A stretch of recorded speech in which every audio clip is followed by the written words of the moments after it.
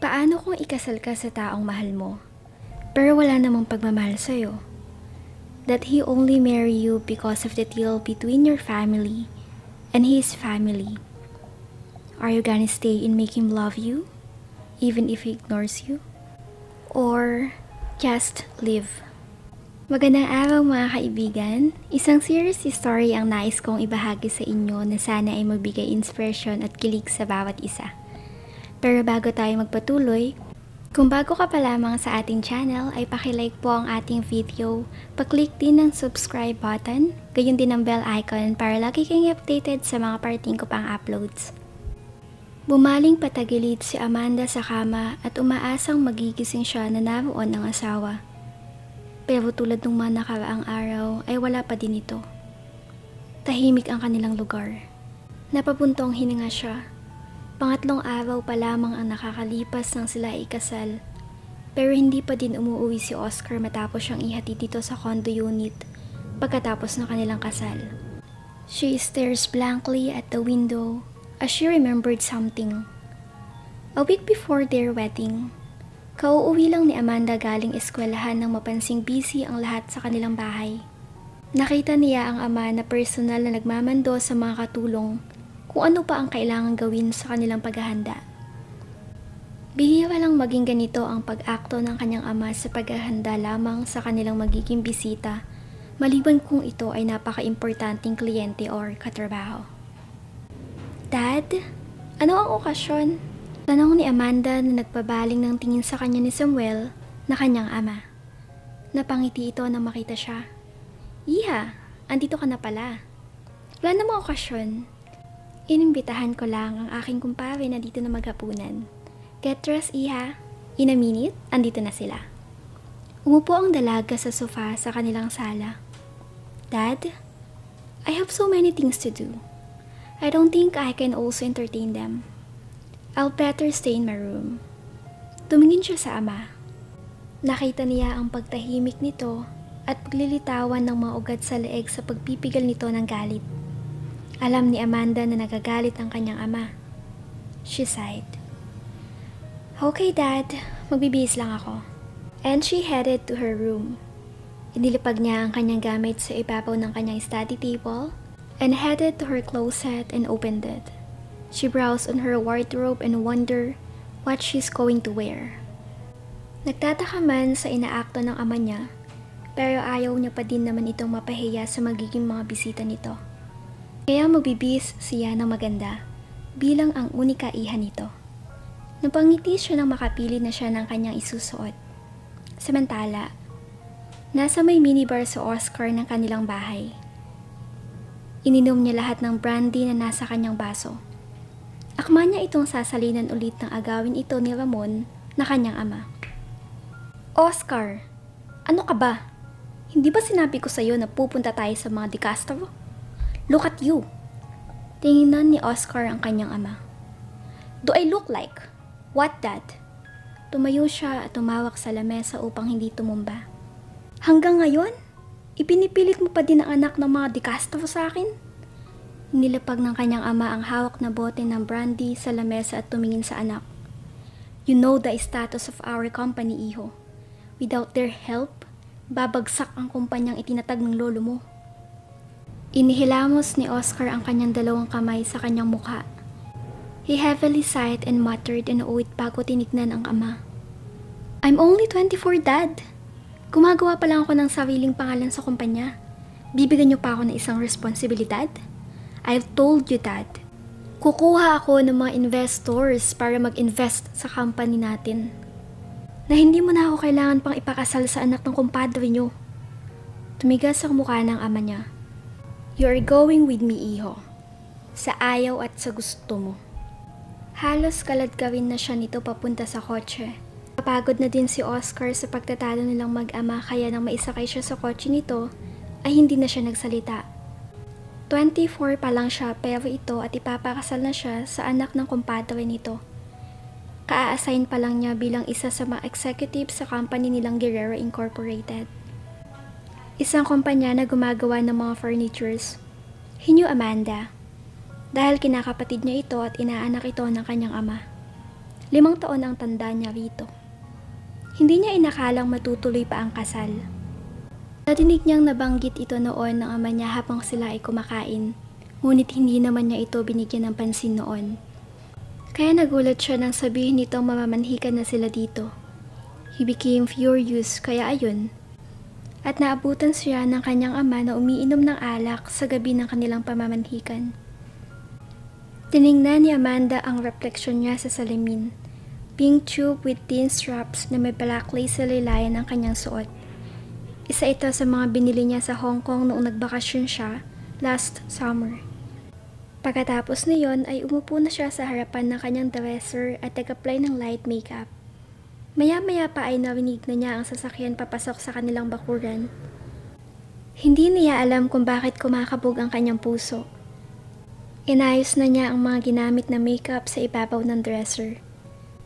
Ayaw niyang sunduin pa siya ng isa sa mga katulong kaya lumabas na siya ng kanyang silid.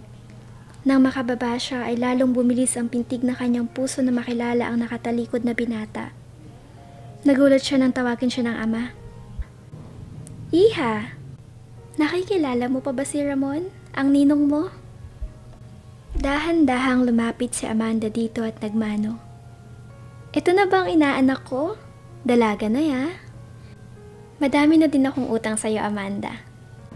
Ngumiti lang ang dalaga. Tinignan niya ang kasama nito. Kilala niya ito. Tinitigan niya ang binata. Madami na nagbago dito. Kumpara noong huli niya itong makita, noong siya ay 12 anyos at ito ay 17 taong gulang. Ipinakalala siya nito ng kanyang ama, ngunit hindi man lang siya nito tinapunan ng tingin. Habang kumakain sila, ay tahimik lang siya maging si Oscar. Hindi niya gusto ang binabadya na mukha nito. Hindi niya mawari pero nararamdaman niya ang tensyon nito. Ramon, hindi naman sa minamadali ko ang lahat. Pero gusto ko, sa makalawa na ang kasal ng dalawa. Gulat na napatingin si Amanda sa kanyang ama. Dad, anong kasal? Binalingan ni Samuel ang anak. Pinagpasyahan namin na ipakasal kayong dalawa anak. Natahimik sa Amanda. Gusto niyang kontrahin ng ama. Ngunit ayaw niyang sumigaw sa harapan ng kanilang bisita. Tiningnan ni Oscar ang dalaga. Nakita niyang nagulat at nalito ito, ngunit agad ding nawala. Napatingin ito sa kanya at agad ding nagyuko ito ng ulo. Nang matapos ang hapunan ay nasa sala na silang lahat. Pinag-uusapan na ang kanilang kasal. Parehas lang tahimik ang dalawa. Si Oscar ay matigas pa rin ang itsura at hindi sumasagot sa usapan. Kaya laging ang ama nito ang tagasalo sa lahat ng tinatanong sa binata. Samantalang si Amanda ay tango at tipid na sagot lang ang binibigay sa mga ito. Tinignan ni Amanda ang binata. Nagsisikip ang puso niya sa inaakto nito. Hindi sila maituturing na magkaibigan, but an acquaintance. Pero nakikipag-usap naman ito sa kanya with a friendly tone. Nawalan lang sila ng communication nang magpunta ito sa ibang bansa upang mag-aral. Ngayon na lang niya ito nakita ulit. Ngunit napakaseryoso ng dating nito sa kanya. Naisip niyang marahil dahil sa pagpapakasal nila. Tiningnan niya ang ama. Gusto na niyang tumutol ngunit may bahagi sa kanyang pagkatao na pumipigil sa kanyang gawin iyon. Nagulat siya na magpaalam si Oscar na lalabas muna. Sinundan lang niya ito ng tingin. Iha, sundan mo na ang kinakapatid mo na yun. Nahihiya lang siguro at ngayon na lang ulit kayo nakita nun. Tiningnan niya ang kanyang ninong Ramon bago tiningnan ng ama. Tumayo siya at sinundan ng binata. Paglabas niya sa hardin ay nakita niyang nakatayo ito at nakapamulsa. Nilapitan niya ito. Hi. Hindi ito sumagot. Nagsalita siya ulit. Kumusta ka na, Oscar? Tumingin ito sa kanya. Bahagya siyang napaatras nang makitang tila nagbabaga ang mga mata nito sa galit. Pagak na tumawa bago ito nagsalita. Kumusta na ako? I'm fine. Yes, I'm doing great. Nagyuko si Amanda ng ulo nang marinig ang sagot nito. Nagulat siya nang hawakan siya nito sa magkabilang balikat. Kaya napatingin siya rito. Look, Amanda, magpapakasal na tayo. Hindi ka ba nag-aalala? Ikakasal na tayo. Hindi nga tayo masyadong nag-uusap kahit nung bata pa tayo. Maging ngayon. Ngayon na nga lang tayo magkikita ulit. Tapos ito, ikakasal na pala. Hindi nakapagsalita si Amanda. Nakatitig lang siya dito. Naamoy niya ang alak sa hininga nito. Ngayon lang niya napagtanto na uminom pala ito bago nagtungo doon. Naisip ni Amanda na mukhang tutol talaga ito sa pagpapakasal. Pero bakit siya ay hindi siya makatutol sa ideyang iyon? Nabiglang nabuhay ang pagmamahal dito na iwinaksi na niya noon sa pag-aakalang walang patutunguhan iyon. At nang magkaroon ng pagkakataon na maging sila, ay hindi na siya tumutol pa. Nakakuha siya ng mumunting pag-asa kahit nalilito pa din siya sa rason ng kanilang pagpapakasal. Nagulat pa siya nang bitawan siya nito. "O iho, nag-usap ba kayo ni Amanda?" Sabi ni Ramon. Hindi sumagot ang binata. Nagpaalam na ang mag-ama.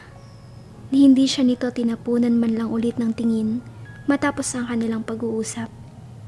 Nanatiling nakatayo si Amanda sa gitna ng hardin at tanaw na tanaw pa din niya ang papalayong sasakyan nila Oscar. Nang maalala niya na kailangan niya ng paliwanag sa napipinto niyang pagpapakasal, ay agad siyang pumasok sa loob ng kanilang bahay. Naabutan niyang akma ng aakyat ang kanyang ama patungo sa kwarto nito. "Dad!" Huminto ang kanyang ama sa ginawa niyang pagtawag dito, ngunit hindi ito lumingon. Nang hindi magsalita ang kanyang ama, ay nagpatuloy siya sa pagsasalita. "Dad, anong ibig sabihin ng pinag-usapan natin kanina? Na magpapakasal kami ni Oscar?" Bumuntong hininga ang kanyang ama bago ito nagsalita. "Matulog ka na, Amanda." Akma ulit itong aakyat nang pigilan niya ito. "Dad, please tell me, bakit ipapakasal mo ko kay Oscar?" "Dad, ayoko po magpakasal kay Oscar. Dahil... Marahas na lumingon si Samuel sa kanyang anak. "Dahil ano, Amanda? Dahil meron kang nobyo?" Nagulat si Amanda sa galit ng kanyang ama. Hindi iyon ang kanyang iniisip na dahilan, ngunit hindi siya nakapagsalita dahil nagulat siya dito.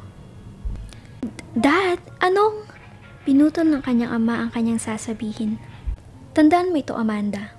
Kahit kailan ay hindi ko matatanggap ang guro na iyon." Lalong nagulat si Amanda sa sinabi ng kanyang ama.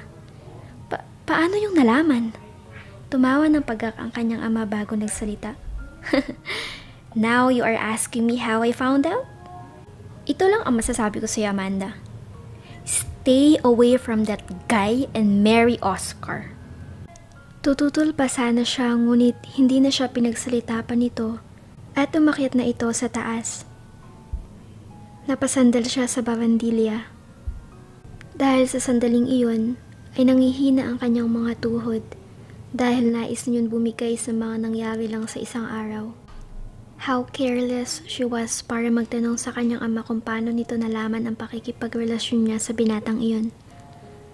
Sinusubukan niyang sabihin sa ama na matagal na siyang nakipaghiwalay dito dahil alam niyang tutol ito dito. Dahil kahit papaano ay may respeto pa din siya sa ama, ngunit hindi na siya pinahintulutang itama ang mga sinabi nito. Mabilis lumipas ang mga araw. Ito na ang araw ng kanilang kasal. Nakaharap siya sa kanyang dresser at ang kanyang ina na mismo ang nagayos sa kanya. Galing pa ito ng Amerika dahil doon na ito nanirahan nang maghiwalay ang kanyang mga magulang. Nakita niyang nakatitig lang sa kanya ang kanyang ina.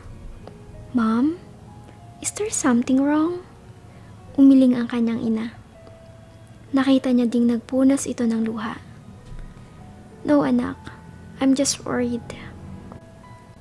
You are very young to be married, and I hate Samuel for doing that." Nagyuko ang dalaga. "It's alright, Mom. Don't worry about me. Alam kong may mga dahilan si Daddy." Mabuti na lamang ay nagyuko siya bago pa makita ng kanyang inang si Dolores ang pagbabadya ng kanyang luha. Nararamdaman niyang sa mga sandaling iyon ay bubulalas na din siya sa pag-iyak. Kaya minabuti niyang tumayo na. Marahas siyang bumuntong hininga bago niya niyaya ang ina na lumabas na. Ay, let's go ma'am. Naghihintay na sila sa atin. Sa simbahan, habang naglalakad siya sa altar ay parang inilulutang siya sa hangin. Hindi niya alam ang mangyayari sa kanya pagkatapos ng araw na iyon. Nagulat na lamang siya ng masayang pag-anunsyo ng pari na sila ay mag-asawa na. I pronounce you husband and wife, you may kiss the bride.